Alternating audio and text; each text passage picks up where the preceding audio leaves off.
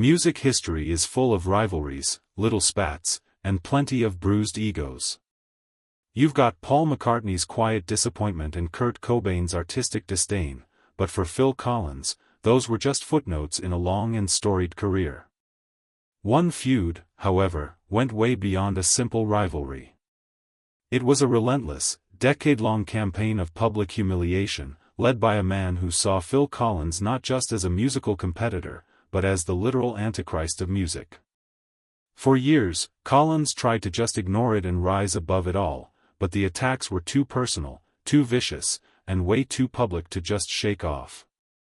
This is the story of a one-sided war that turned into a bitter, mutual hatred, a story of how one man's insults got so deep under Phil Collins' skin that it became the most notorious feud of his life. In the mid-90s, right at the peak of his fame, Noel Gallagher of Oasis made a declaration that was chillingly specific.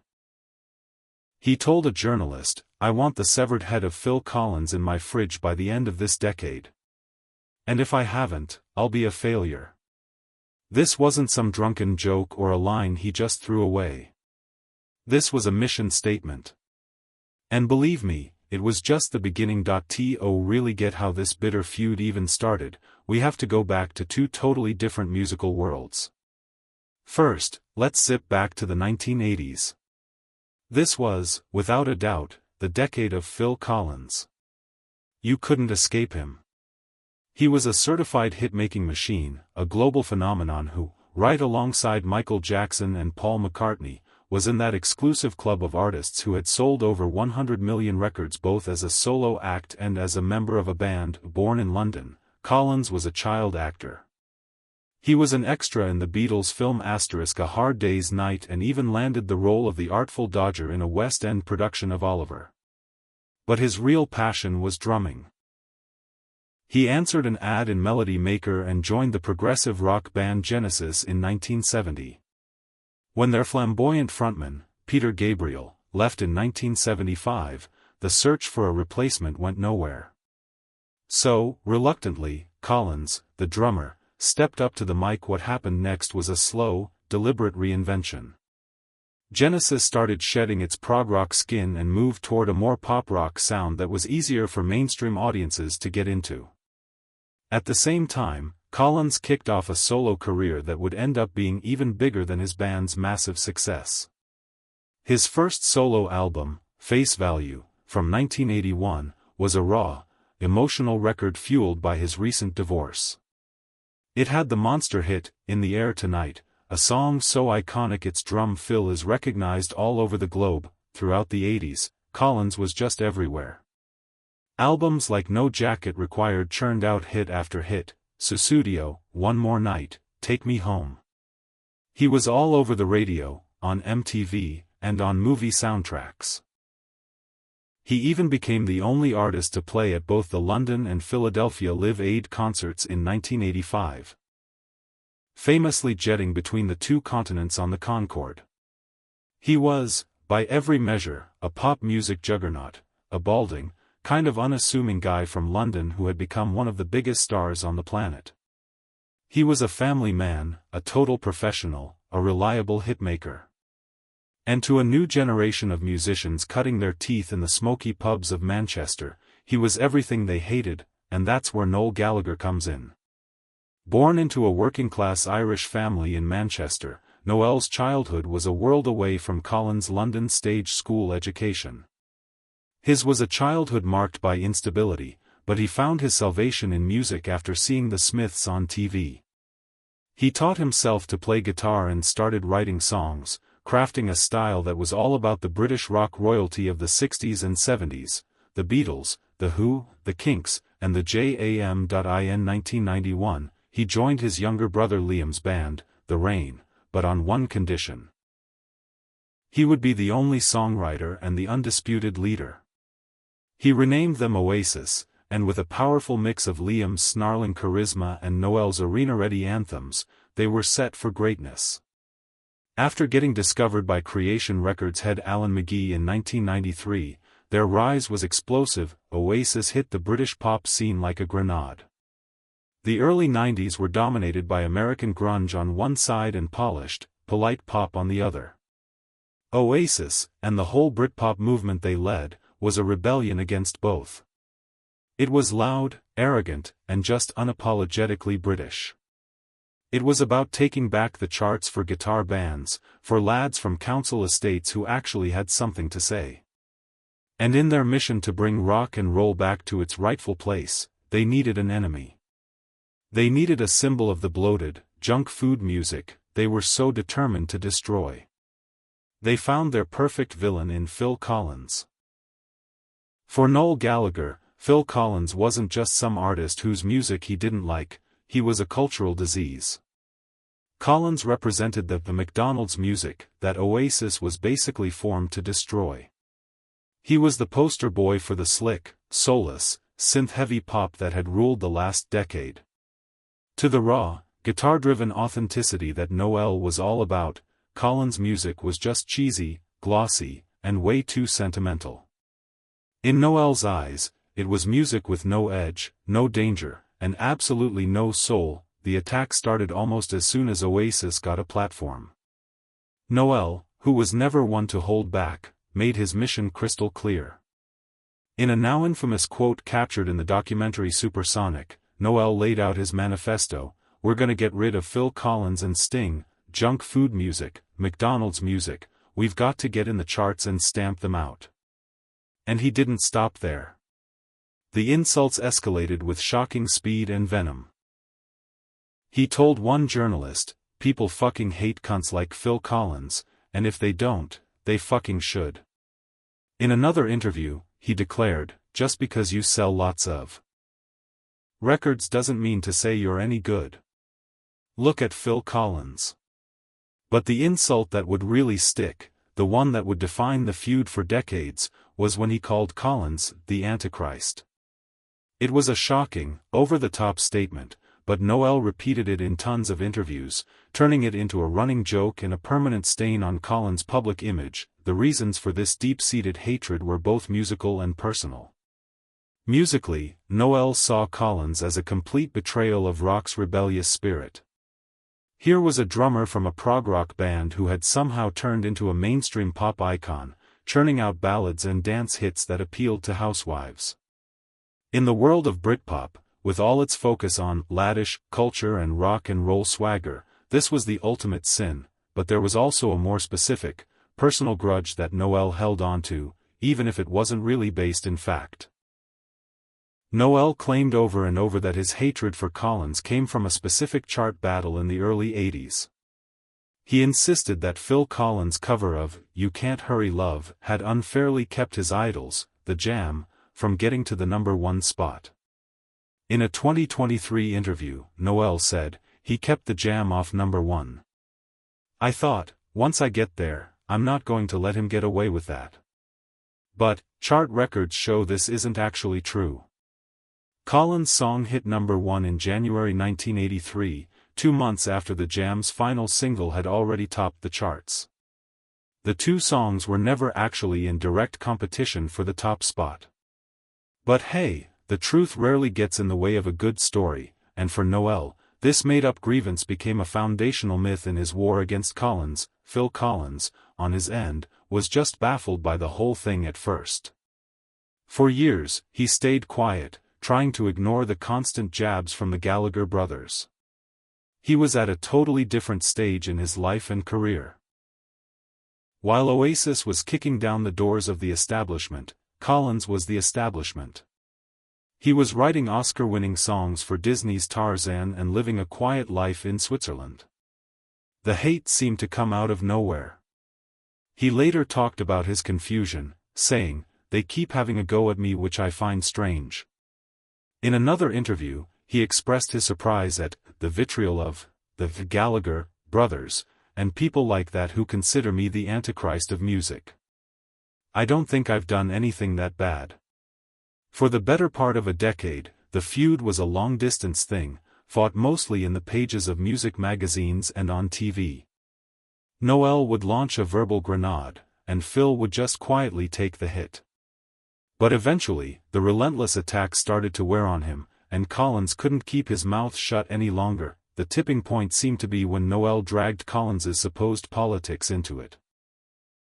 Ahead of the 2005 UK general election, Noel told the press, "Vote Labour. If you don't and the Tories get in, Phil Collins is threatening to come back and live here." From Switzerland, and let's face it, none of us want that. This was based on an old, misunderstood quote from Collins about tax rates. This particular jab really cut deep. Collins finally broke his silence, not just to defend his music, but to set the record straight about his character. He put out a statement on his website making it clear that he was not a Conservative Party supporter and was sick of being misrepresented. He said, "I don't care if he likes my music or not. I do care if he starts telling people I'm a wanker because of my politics." It's an opinion based on an old misunderstood quote. The floodgates were now officially open. After being the target of public ridicule for so long, Collins decided it was time to give some of it back. In a memorable 2005 appearance on the BBC show Room 101, where celebrities pick their pet peeves to be banished forever, Collins chose the Gallagher brothers. Looking straight into the camera, he didn't hold back. "They're just horrible," he started. "They're rude and not as talented as they think they are. I won't mince words here, but they've had a go at me personally." It was a rare flash of public anger from the usually calm Collins, a clear sign that Noel's campaign had finally, and successfully, gotten under his skin. The feud had been built on words, but a face-to-face meeting was bound to happen. It finally did in 1996, in the most unlikely of places, the tiny, exclusive Caribbean island of Mustike. Collins wrote in his 2016 autobiography, Not Dead Yet, he was on holiday with his then-wife, Orianne. Noel Gallagher was also on the island, vacationing with a star-studded group that included his wife Meg Matthews, Johnny Depp, and Kate Moss. One evening, Collins found himself at a small local spot called Basil's Bar. The owner, a friend of Collins, had a little house band playing and asked Phil if he'd sit in on the drums. As Collins got ready to play, he looked out at the small crowd and saw Noel Gallagher and his friends sitting in the corner. This was it. A chance to break the ice, maybe even find some common ground, musician to musician. Collins walked over to their table. He introduced himself and, as a peace offering, asked Noel if he'd be interested in getting up and playing a song with them. The response was colder than a Manchester winter. Noel, according to Collins, was dismissive and flat-out declined the invitation. To make things worse, Noel's wife then piped up, snidely remarking that she'd seen Collins play guitar in one of his music videos and that he wasn't fooling anyone. A mortified Collins went back to the bar. He later gave credit to supermodel Kate Moss, who came over to apologize for how awkward the whole thing was. Not giving up, Collins got on stage and started playing with the local musicians. Soon after, Noel Gallagher and his entire group got up and walked out. The public snub on a remote island paradise was a deeply personal humiliation for Collins. It confirmed that Noel's public persona wasn't just an act for the cameras. The disdain was real and you could feel it. The bad blood even spilled over to the next generation. Years later, Noel gleefully told a story about his brother Liam being confronted by Phil Collins's children. They had mistaken Liam for Noel and demanded to know, "Why are you always having AF********** ing go at our dad?" Noel found the story hilarious, saying his only regret was that it wasn't filmed. His final thought on the matter? "Anyway, Liam. And Phil Collins and all." For Phil Collins, this was no longer a professional rivalry, it was a personal vendetta that had now dragged his family into it. While the fight with Noel Gallagher was by far the most personal and long-lasting, it wasn't the only time Phil Collins found himself in a scrap with his musical peers. But these other incidents just go to show how uniquely bitter the Gallagher feud really was. One of the most famous examples is his awkward run-in with his hero, Paul McCartney. The incident happened at the Queen's Golden Jubilee celebrations at Buckingham Palace in 2002. Collins, a lifelong Beatles fan, went up to McCartney with a first-edition copy of a Beatles biography, hoping to get an autograph. McCartney, turning to his then-wife Heather Mills, allegedly said in a patronizing tone, "Oh Heather, our little Phil's a bit of a Beatles fan." Collins was deeply stung. "I thought, UF*CK, never forgot it," he wrote in his autobiography. He described McCartney as having a way of talking to people that made them feel small. For Collins, the moment was a crushing disappointment, a classic case of never meet your heroes. McCartney later reportedly reached out to apologize after Collins went public with the story, but Collins noted it was more of a "let's just get on with our lives" kind of message. While the incident clearly hurt Collins, it was a one-time thing born from what he saw as arrogance, not a sustained campaign of hatred. It was a story of personal hurt, not a public war. Then there was the more philosophical opposition from people like Kurt Cobain. The Nirvana frontman represented a huge shift in music, a raw, authentic alternative to the polished pop that had ruled the 80s. To Cobain and his followers, artists like Phil Collins were the enemy, the embodiment of corporate, mainstream music that lacked substance and artistic integrity. While there's no record of any direct interaction between the two, Cobain famously said he wouldn't wear a tie-dyed t-shirt unless it was dyed with the urine of Phil Collins and the blood of Jerry Garcia. It was a clash of musical ideologies, a generational and artistic divide, but it didn't have the personal, name-calling venom that defined the Gallagher feud. These other rivalries, or lack of them, really put the war with Noel Gallagher into perspective. The problem with McCartney was a single, painful snub. The opposition from Cobain was a difference in artistic philosophy. But the feud with Noel was different. It was personal, relentless, and public. It went on for decades and involved direct insults, public humiliations, and even their families. Noel's attacks weren't just about the music, they were about Phil Collins the man, his supposed politics, his personality, his very right to exist in the music industry. This constant stream of negativity, hyped up by the British press, definitely had an effect. In the 1990s, Collins's public image started to change.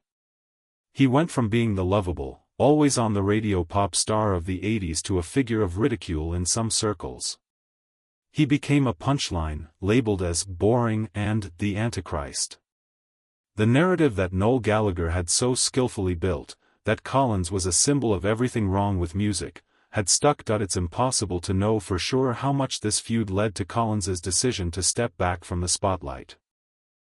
In the late 90s and 2000s, he slowed down his output, eventually announcing his retirement in 2011 before making a comeback years later. He cited health issues and wanting to focus on his family as the main reasons. But you have to wonder if the constant, public beating from the Gallaghers and the press played a part. The joy of making music has to be diminished when you're relentlessly told that what you create is not just bad, but a cultural poison. In his quieter moments, Collins admitted the feud got to him. "It frustrates me," he said in one interview, "but who cares?" But his actions, the public retaliation on Room 101, the detailed retelling of the Mustique incident in his book, showed that he did care. He cared that his character was being assassinated based on lies and half-truths. He was hurt that a new generation of musicians saw him not as a peer or an elder statesman, but as a joke to be mocked. Noel Gallagher had wanted to get under his skin, and he had absolutely succeeded. The Britpop era was defined by epic rivalries, but was the feud between Oasis and Phil Collins the most bitter of them all? Or did the infamous Battle of Britpop between Oasis and Blur take the top spot? Let us know what you think in the comments below. And if you enjoy deep dives into music history, make sure to subscribe and hit that notification bell so you don't miss our next video. So, who did Phil Collins hate more than anyone? While he may have been hurt by Paul McCartney and dismissed by a generation of alternative rockers, the evidence overwhelmingly points to one man, Noel Gallagher. The feud with Gallagher was unique in its intensity, its duration, and its deeply personal nature. It wasn't just a clash of musical styles, it was a culture war in miniature. You had Collins, the polished professional of the 80s, representing pop's global, commercial reach.